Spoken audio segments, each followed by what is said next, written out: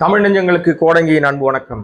வழக்கம் போல சட்டமன்றத்தில் தன்னுடைய பொய் தகவலை சொல்லி, வரலாற்றை திரித்து சொல்லி, இல்லாத ஒரு விஷயத்தை சொல்லி, நடக்காத ஒரு விஷயத்தை சொல்லி அசிங்கப்பட்டிருக்கிறார் அமைச்சர் ஆதவ் அர்ஜுனா. என்ன சொன்னாரு, என்ன விஷயம், எதற்காக அவர் அசிங்கப்பட்டார்னு நம்ம அந்த வார்த்தையை பயன்படுத்துறோம் அப்படின்னா, பலமுறை அவையில இல்லாத ஒரு விஷயத்த பேசுறதே அவருக்கு வாடிக்கையா போச்சு. அவர் தொழில் சார்ந்த விஷயத்திலே எனக்கு எந்த தொழிலும் கிடையாதுன்னு சொல்லி பல நூறு கோடிகளை வருவாயாக மாசம் மாசம் பார்த்துட்டு இருக்காரு. பல நூறு பேருக்கு வேலை கொடுத்துட்டு இருக்காரு.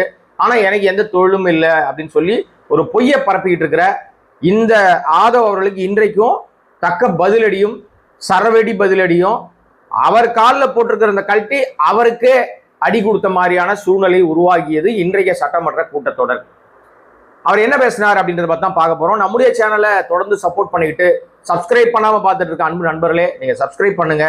பல விஷயங்களை நம்ம தேடி தேடி உங்களுக்கு சொல்ல வருகிறேன், சொல்லிக்கிட்டு இருக்கேன். நீங்க அதுக்கு சப்போர்ட் பண்றீங்க. சட்டமன்ற கூட்டத்தொடர்ல இன்றைக்கு நிறைய சம்பவங்க, ஏகப்பட்ட பஞ்சாயத்து இருக்கு, ஏகப்பட்ட பரபரப்புகளுக்கு பஞ்சம் இல்லை. ஒரு பக்கம் இபிஎஸ் அடிச்சு ஆடினாரு, ஒரு பக்கம் திமுக அடிச்சு, ஒரு பக்கம் பிரேமலதா பேசினாங்க, இன்னொரு பக்கம் சௌமியா அன்புமணி பேசினாங்க. நிறைய பேர் பேசினாலும் இந்த விஷயம் நான் இப்ப பேச போறது நீட் எதிர்ப்பு தொடர்பான ஒரு தீர்மானத்தை அவையில கொண்டு வந்தது தாவேக அரசாங்கம். அந்த தீர்மானத்தை எல்லாரும் ஆதரிக்கணும், ஒருமனதாக அந்த தீர்மானம் நிறைவேற்றப்பட்டு ஒன்றிய அரசாங்கத்தை கொடுக்கணும்ன்றது அவருடைய அஜெண்டா. இதுல எந்தவித மாற்று கருத்து யாருக்கும் இருக்க வாய்ப்பில்லை. நமக்கும் அதுல எந்த மாற்று கருத்தும் கிடையாது. நீட் நம்ம தமிழ்நாட்டுக்கு தேவையில்லை. நீட் என்ற அரக்கனால் பல நம்முடைய மாணவ செல்வங்கள் உயிரை மாச்சிக்கிறாங்க, பல பேர் இறந்து போயிட்டாங்க. ஒரு பெரிய கொடூர சம்பவம். அந்த சந்ததியே அது படிக்கிற ஆர்வத்துல படிக்க வைக்கணும், தான் பிள்ளை டாக்டர் ஆயிடுவான், தான் பிள்ளை ஒரு இந்த மாதிரி ஒரு உயர்ந்த நிலைமைக்கு போயிடுவான்னு காட்டை வித்து எல்லாத்தையும் பற்றி உடலை வருத்தி பெற்றோர் ஏமாந்து போய் நிற்கிறாங்க, பறி கொடுத்துட்டு நிற்கிறாங்க. அந்த சோகங்கள்லாம் இனி நடக்கக்கூடாதுன்னா நீட் ஒழிக்கப்படணும் என்பதில் யாருக்கும் இங்கே மாற்று கருத்து இருக்க வாய்ப்பே இல்லை. அந்த அடிப்படையில் இன்றைக்கு தாவேக அரசாங்கம் இந்த தீர்மானத்தை கொண்டு வந்த போது எல்லாருமே மேக்சிமம் ஆதரிக்க தான் செய்வாங்க, யாரும் எதிர்க்க மாட்டாங்கன்றது எல்லாருக்கும் தெரியும். ஆனாலும் ஒரே ஒத்த ரோசா எதிர்த்து வெளிநடப்பு செஞ்சிட்டாரு. அவர் வெளிநடப்பு செஞ்சு தான் ஆகணும், இல்லைன்னா அவரை வெளியே தூக்கி போட்டுருவாங்க. அவர் யாருன்னு உங்களுக்கு நல்லாவே தெரியும். பத்மராஜன், பாஜகவை சேர்ந்த உறுப்பினர், சட்டமன்ற உறுப்பினர். அவர் நீட் அது இதுன்னு சொல்லிட்டு இந்த தீர்மானத்துக்கு எதிராக அவர் பேசிட்டு வெளிநடப்பு பண்ணிட்டார். அவரை பத்தி நம்ம பேச போறதும் கிடையாது, அவ்வளவுதான். அவரை நம்ம ஒரு ஓரமா வச்சிடலாம். இப்ப இந்த தீர்மானத்தின் போது இந்த விவாதங்கள்லாம் தொடர்ந்து நடந்துகிட்டே இருக்கும்போது, இந்த முந்திரிக்கோட்டை முனுசாமி மாதிரியே எல்லா இடத்துலையும் முந்திரிக்கோட்டை மாதிரியே எல்லார் கேள்விக்கும் எல்லார் பதிலுக்கும் குறுக்க பூந்து பேசக்கூடியவர் நம்ம ஆதவ் அர்ஜுனா என்கிற அந்த அமைச்சர். அந்த அமைச்சர் இப்ப என்ன சொன்னார்னா, வரலாறை திருச்சி ஒரு விஷயத்த பேசிட்டார். அது என்ன அப்படின்னா, காந்தி செல்வன் அப்படின்னு சொல்லி திமுகவை சேர்ந்த ஒரு எம்பி இருந்தாரு. அவர் மத்திய இணையமைச்சராகலாம் இருந்திருக்கார். அந்த காலகட்டத்தில் தான் காங்கிரஸ் ஆட்சி காலத்தில் கொண்டு வரப்பட்ட இந்த நீட் மசோதா என்பது அவர் தான் அறிமுகப்படுத்தினார். நீட் மசோதாவை பாராளுமன்றத்தில், நான் ஒரு வரலாறு சொல்றேன், இதுவும் ஒரு வரலாறு தான், நீங்க புரிஞ்சுக்கணும்ன்ற மாதிரி ஆதவ் என்ன சொன்னார்னா, நீட் மசோதா நாடாளுமன்றத்தில் அறிமுகம் செய்தவர் திமுக சார்பில் சுகாதாரத்துறை இணையமைச்சராக இருந்த திரு காந்தி செல்வன் அவர்கள். இது ஒரு வரலாறு. அது பதிவு. நாமக்கல்லை சேர்ந்த காந்தி செல்வன் என்பது அவர் சாதாரண ராஜாங்க துணை மந்திரியாகத்தான் இருந்தார். அவர் நாடாளுமன்றத்தில் இந்த நீட்டு தேர்வை அவர் அறிமுகப்படுத்தவில்லை. பொதுப்பணித்துறை அமைச்சருக்கு சொல்கிறேன். குலாம் நபி ஆசாத் அவர்கள் காங்கிரஸ் இயக்கத்தை சேர்ந்த மூத்த அமைச்சர் அவர்கள். எனவே அவர் தான் சட்டம் நாடாளுமன்றத்தில் அறிமுகப்படுத்தி பேசினார ஒழிய இணை அமைச்சர்லாம் எப்பவுமே நாடாளுமன்றத்தில் அறிமுகப்படுத்த முடியாது. ஆனா அதே நேரத்தில் கேபினெட்ல நாங்க தமிழ்நாட்டில் இந்த நீட்டு தேர்வை நாங்கள் ஏற்றுக்கொள்ள மாட்டோம் என்று தமிழ்நாட்டு முதலமைச்சராக இருக்கிற கலைஞர் சொன்ன கருத்தையும் அந்த கேபினெட்ல சொல்லப்பட்டது மட்டுமல்ல, அப்பொழுது முதலமைச்சராக இருந்த கலைஞர் அவர்கள் கடிதமே எழுதினார். என்ன எழுதினார்னா, தமிழ்நாட்டுக்கு நீட்டு ஒத்து வராது, நாங்கள் இங்கே அறிமுகப்படுத்த மாட்டோம், ஏற்றுக்கொள்ள மாட்டோம் என்று சொன்னார்கள். அவரும் உத்தரவாதம் கொடுத்தாங்க, நாங்க தமிழ்நாட்டில் நாங்க நிறைவேற்ற மாட்டோம், ஏற்றுக்கொள்ளுகிற மாநிலத்தை அவங்க ஏற்றுக்கொள்ளட்டும் என்று சொன்னார்கள். அதனால்தான் தடை இருந்தது. அவர் இருக்கும் போது தடை இருந்தது. அதற்கு பின்னால் ஆண்ட அம்மையார் அவர் காலத்திலும் நீட்டு தேர்வு நுழையல. அதுதான் வரலாறு.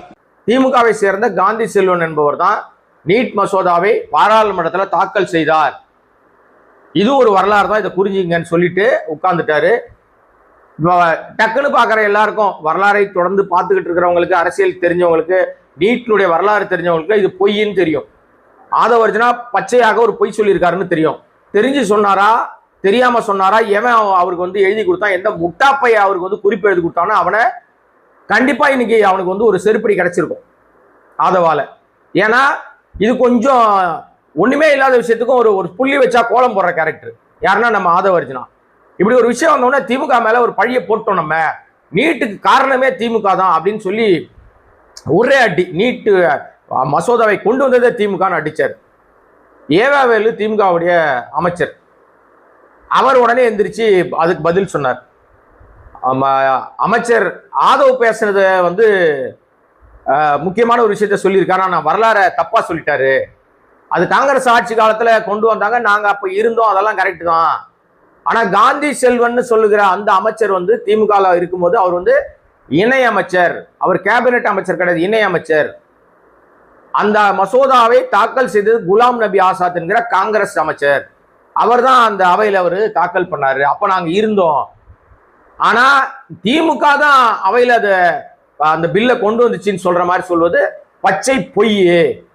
இன்னொரு விஷயத்த சொல்றேன், எந்த காலகட்டத்திலும் எந்த இணையமைச்சர்களும் எந்த மசோதாவையும் தாக்கல் பண்ண முடியாது. கேபினெட் அந்தஸ்துல உள்ளவங்க தான் தாக்கல் பண்ண முடியும், இணையமைச்சர்கள் பண்ண முடியாது அப்படின்றதையும் இன்னைக்கு மூஞ்சுக்கு நேரம் பொழிச்சுன்னு துப்பிட்டார். உண்மையை வந்து நீங்க வந்து மடமாத்தி பேசி பொய்ய பரப்பணும்னு நினைச்சீங்கன்னா இப்படிதான் அசிங்கப்படுவீங்க. நம்ம மரியாதைக்குரிய அமைச்சர் ஆதவர்ஜுனா இருக்கார் இல்லையா, இவருக்கு இந்த பொய் பேசி பேசி இந்த மாதிரி துப்புனா தொடச்சிக்கிற கேரக்டரா இருக்கிறது வந்து புதுசு கிடையாது. நிறைய பொய் சொல்லுவாரு, அப்புறம் அவரே அந்த பொய்க்கு வந்து காரணத்தை தேடிப்பார். ரொம்ப கரெக்டா பேசுறவா தன்னை யோகிய சிகாமணி மாதிரி காட்ட வருவாரு. அப்புறம் சொல்ற மாதிரி அவர் காலில் போட்டுருக்கிறது கைட்டி அவரே அடிச்சுப்பார், வேற யாரெல்லாம் அடிக்க வேணாம், அவரே அடிச்சுப்பார். இன்றைக்கும் அதுதான் நடந்துச்சு. அதை நான் முன்னாடி சொன்ன மாதிரி பாத்தீங்கன்னா உங்களுக்கு வந்து இவரால் இன்னொரு பஞ்சாயத்து வந்துச்சு. இப்ப இந்த பஞ்சாயத்துல அசிங்கப்பட்டாரா, இந்த பஞ்சாயத்துல அசிங்கப்பட்டது மட்டும் இல்லாம அடுத்ததாக பாத்தீங்கன்னா அவங்களுக்கு அவர் சொன்ன ஒரு வார்த்தை அவையே கலவரப்படுத்திருச்சு. அது என்ன வார்த்தை அப்படின்னா மிக முக்கியமான வார்த்தை, அது சம்பந்தமா இன்னொரு நான் தனி வீடியோவே இருக்கு, இருந்தாலும் அந்த வார்த்தையை நான் பதிவு பண்ணிடுறேன். அந்த வார்த்தை வந்து குதிரை பேரம். அதை சொன்னது நம்ம எடப்பாடி பழனிசாமி. என்னுடைய கட்சியில நான் பரிந்துரை செய்து நான் ஏ ஃபார்ம் பி ஃபார்ம் கையெழுத்து போட்டு வேட்பாளரை நிறுத்தி ரெட்டலை சின்னத்தில் வெற்றி பெற்றவர்களை தாவேகா சார்பில் இழுப்பதற்காக குதிரை பேரம் செய்தது மட்டும் தான் இந்த ஆட்சியினுடைய லட்சணம்ன்றத போட்டு உடைச்சாரு. அதற்கு வெகுண்டு எழுந்தார் நம்ம ஆதவர்ஜுனா. அதுலயும் பாத்தீங்கன்னா பயங்கர கான்ட்ரவர்சி விஷயம் தான், அது நான் தனி வீடியோவா போடுறேன். அங்கேயும் மூக்குடைப்பட்டது ஆதவர்ஜுனா மட்டும்தான். இன்னொரு விஷயம் என்ன அப்படின்னா, இவங்க எல்லாம் இப்படி பேசிட்டே இருக்கும்போது நீட்டு விஷயத்துல இன்னொரு அமைச்சரும் இன்னைக்கு வாங்கப்பட்டாரு. அந்த அமைச்சர் யார் அப்படின்னு சொன்னா, இதெல்லாம் சொன்னது நீட் விஷயமா ரொம்ப ஆர்கியூமெண்ட் பண்ணி நிறைய விஷயங்களை பேசினது வந்து திமுகவை சேர்ந்த முத்துராஜா அப்படின்னு சொல்லி ஒரு எம்எல்ஏ, திமுக எம்எல்ஏ முத்துராஜா ஒரு விஷயத்தை வந்து கொண்டு வந்து அவர் தான் நீட் தொடர்பாக நாங்க திமுக ஆட்சி காலத்துல என்னென்னலாம் செஞ்சோன்னு சொல்லி பேசினார். பேசும்போது உடனே குறுக்கிட்ட ராஜ்மோகன், இவரும் இந்த மாதிரி வந்து கொஞ்சம் ஒரு மாதிரியான டைப், ஏதாவது ஒரு விஷயம் பேசுனா டப்புனு உள்ள போது ஸ்கோர் அடிக்கணும்னு நினைக்கிறவர், அசம்பிளிக்குள்ள தன்னை ஒரு சிஎம்மாவே நினைச்சுக்கிட்டு வாழறவர். அவருக்கு ஒரு ஸ்கோப் கொடுத்து வச்சிருக்காங்க. அவரும் இடையில உள்ள போந்து தமிழ் ஆர்வலரா பேசுற மாதிரி நினைச்சு அடிக்கடி மொக்க வாங்குவாரு. இன்னைக்கும் கடுமையான மொக்க வாங்கியிருக்காரு. அது என்னன்னா, முத்துராஜா பேசிக்கிட்டு இருக்காரு. அப்படி பேசிக்கிட்டு இருக்கும்போது இவர் உள்ள புகுந்து என்ன சொன்னார்னா, அரசியலில் அரியணை ஏறுவதற்கு முன்பே இந்த நீட்டுக்கு எதிரான போரில் முதல் விதையாக விழுந்த அனிதாவின் வீட்டில் தரையில் அமர்ந்த மனிதர் என்னுடைய மாண்புமிகு முதல்வர். அனிதா இதுக்கு போனாங்க சார், அது கரெக்ட். இப்ப ஜூன் 21 மறுதேர்வுக்கு முன்னாடி சேலத்தில் சேர்ந்த கோபிகா, தருமபுரி ரோஷினி, கிருஷ்ணகிரி வெற்றி ஆனந்தன் 3 தமிழ் ஊர்கள் வந்து நீட்னால இறந்தாங்க. இதுக்கு யார் சார் போனது? ஆட்சிக்கு வருவதற்கு முன்பாகவே, அரியணை அமர்வதற்கு முன்பாகவே அனிதா வீட்டுக்கு போய் தரையில் அமர்ந்தவர் எங்களுடைய முதலமைச்சர் ஜோசப் விஜய் அப்படின்னு சொல்லி சொன்னார். எங்க முதலமைச்சர்னார். உடனே பேசிக்கிட்டு முத்துராஜா, ஆமா சார் நீங்க சொன்னது கரெக்ட் தான் அமைச்சரே, நீங்க சொன்னது கரெக்ட் தான், அவர் அனிதா வீட்டுக்கு போனதெல்லாம் கரெக்ட் தான். எப்போ போனார்னா அது முன்னாடி, ஆட்சிக்கு வரதுக்கு முன்னாடி போனார்ல. இப்ப ஜூன் மாசம் நீங்க ஆட்சிக்கு வந்த பிறகு இதே நீட் பிரச்சனை, அந்த நீட் வினாத்தாள் கசிவு, மறுதேர்வுக்கு வந்து ஒரு திட்டங்கள்லாம் போட்டு மறுதேர்வுக்கு நடப்பதற்கு முன்பாக இந்த ஏற்கனவே கலந்து கொண்ட தேர்வை மாத்திட்டு பண்றாங்கன்னு அந்த பயத்தின் வெளிப்பாடாக தன்னுடைய உயிரை மாய்த்து கொண்டது தெளிவாக சேலத்தை சேர்ந்த கோபிகா, தர்மபுரியை சேர்ந்த ரோஷினி, கிருஷ்ணகிரியை சேர்ந்த வெற்றி ஆனந்தன். இந்த வீட்டில் இவங்கெல்லாம் செத்து போயிட்டாங்களே, அந்த வீட்டுக்கு யார் போனதுன்னு கேட்டார். மிக அழகாக, நீ அனிதா வீட்டுக்கெல்லாம் போனதெல்லாம் கரெக்டு தான், தரையில் உட்காந்ததெல்லாம் கரெக்டு தான், ஆனால் உன் ஆட்சி காலத்தில் நீட்டை எதிர்க்கிறவங்க தான் நீங்க. அப்போ உங்க ஆட்சி காலத்தில் நடந்த இந்த சம்பவங்களுக்கெல்லாம் ஏன் போல, ஒரு இரங்கல் கூட தெரிவிக்கலையே, ஏன் போல அப்படின்னு ஒரு கேள்வியை முத்துராஜா கேட்டாரு. அந்த ஒரு மீம்ஸ் எல்லாம் போடுவாங்க தெரியுமா, ஒரு சினிமாவில் ஒரு டைலாக் வரும், நீ பேசுன ஒரு வார்த்தையும் என்னை செருப்பால் அடிச்ச மாதிரி இருக்குப்பா.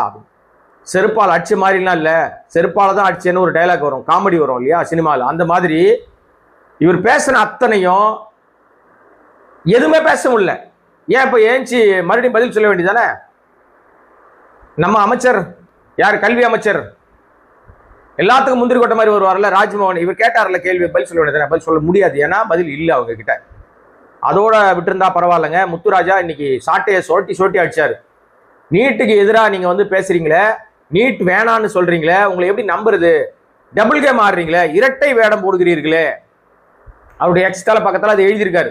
என்ன எழுதியிருக்காரு அதே முத்துராஜா அப்படின்னா, நீட் விலக்கு அப்படின்ற ஒரு விஷயத்த சொல்லும் போது, நீட் வேணான்னு சொல்லி மோட்டார் சைக்கிள் ரேலி நடத்துவதற்காக பெரியார் திடல்ல, பெரியாரை கொள்கை தலைவர்னு வச்சிருக்கீங்க, அந்த பெரியார் திடல்ல நீட் வேணாம்னு சொல்லி ஒரு ரேலிக்காக எல்லாரும் ஆர்கனைஸ் பண்ணி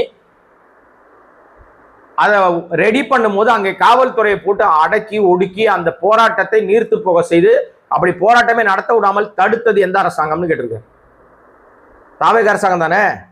அப்ப ஏன் டபுள் இரட்டை நிலைப்பாடு, ஏன் ரெண்டு கேம் ஏன் ஆடுறீங்க? நீட் எதிர்ப்பு என்பதுல ஒரு டிராமா இங்க போட்டுக்கிறீங்க, ஒன்றிய அரசாங்கத்துக்கிட்ட பம்மி பதுங்கி அப்படியே அடங்கி போயிடுறீங்க, என்ன உங்க கதைன்னு கேட்டார். ஆனாலும் திமுக நீட் எதிர்ப்பு என்கிற அந்த தீர்மானத்தை ஆதரித்தது. ஏன்னா நீட் எதிர்ப்பு என்பதில் திமுக எப்போதும் விட்டு கொடுப்பது இல்லை என்றத இன்றைய நடந்த சட்டமன்ற கூட்டத்தொடர்லையும் அவங்க வந்து ப்ரூவ் பண்ணியிருக்காங்க.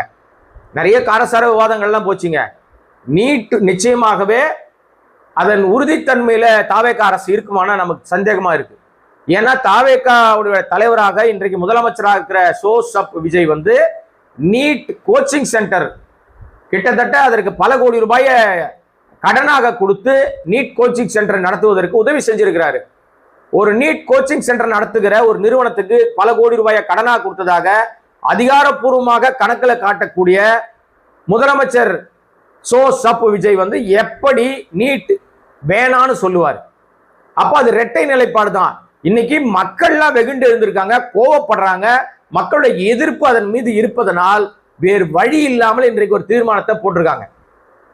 இதை செயல்பாட்டுக்கு கொண்டு வந்து வரணும்னா நேரடியாக உச்சநீதிமன்றம் போகணும், ஒன்றிய அரசாங்கத்தை வந்து பிளாக் பண்ணணும், அங்க எதிர்ப்பு தெரிவிக்கணும். இங்க அனைத்து கட்சி கூட்டத்தை கூட்டிட்டு, அனைத்து கட்சி தலைவர்களையும் கூட்டிட்டு போய் அங்க வந்து எதிர்ப்பு கோஷத்தை எழுப்பணும், தன்னுடைய எதிர்ப்பு நிலையில உறுதியா நிக்கணும். இதெல்லாம் வந்து முதலமைச்சர் சப் விஜய் செய்வாரா? தெரியலையே நமக்கு. ஏன்னா டபுள் கேம் ஆடிட்டு இருக்காங்க தொடர்ச்சியாக. அதெல்லாம் இன்னைக்கு சட்டமன்றத்தில் அடி பொலின்னு பொழந்து வேற மாதிரி ஒரு சூழ்நிலையா உருவாக்கி வச்சிருக்கு. இன்னைக்கு நடந்த எல்லா நிகழ்வுகளிலுமே தாவேகா அரசாங்கத்துக்கு பெரிய பின்னடைவு தான். அவங்க ஆர்கியூமெண்ட் மட்டும் தான் நடக்குது, எதுவும் உருப்படியான ஒரே ஒரு தீர்மானம் கூட நிறைவேறல. மக்களுக்கான நன்மை பயக்கிற விஷயங்கள் பேசப்படவே இல்லை. வெறி கொண்டு தாவேகாவை சேர்ந்தவர்கள் திமுக மேல பழி போடுறதே வேலையா இருக்காங்க. இன்னொரு பக்கம் அதிமுகவை கபலீகரம் செய்யறதே வேலையா இருக்காங்க. இது ரெண்டை தவிர தாவேகா கிட்டத்தட்ட 100 நாளை நெருங்க போதுங்க, எந்த நல்ல விஷயங்களும் நடக்கவே இல்லை. 2ஆம் முறையாக இப்போ முதல் பட்ஜெட் கூட்டத்தொடர் சட்டசபை 2ஆம் முறையாக கூடியிருக்கு, ஆனால் ஒரு பிரயோஜனமான பேச்சுமே இல்லை என்றுதான் வருத்தமான விஷயம். ஓகே மக்களே, நீங்க நீட் விஷயத்துல உங்களுடைய எதிர்ப்பு எந்த நிலையில இருக்கு என்பதை கமெண்ட் பண்ணுங்க.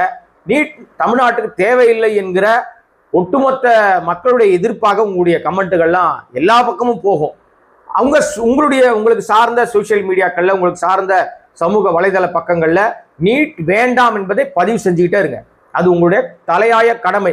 நம்ம சந்ததி, நம்முடைய பிள்ளைகள் அவங்க அவங்களுடைய இலக்கு என்ன, அவங்களுடைய கனவு என்னன்னு சரி பண்ணோம்னா அவங்கள தேர்வு என்கிற ஒரு விஷயத்தை வச்சு முடக்கி போட்டு எவனோ ஒருத்தன் நம்மை ஆளுகிற நிலைமைக்கு உண்டாக்கி, யாரோ ஒரு டாக்டர் எங்கிருந்தோ வேறொரு மொழி படிச்சவன் உத்தரப்பிரதேசம், பீகார், மகாராஷ்டிரா, அஸ்ஸாம்னு எங்க இருந்தோ இங்க டாக்டர் ஆகிற சூழ்நிலையை படிப்புகளை படிக்கிற சூழ்நிலையை இனிமேலாவது மாற்றுவதற்கு எல்லாரும் இணைந்து குரல் கொடுப்போம். கண்டிப்பாக நீட் தேவையில்லை. நீட் என்பது அன்ற அரக்கன் ஒழிக்கப்படணும் என்பதில் மாற்று கருத்து இருக்க வாய்ப்பே இல்லை. மீண்டும் உங்களை சந்திக்கிறேன். நன்றி, வணக்கம்.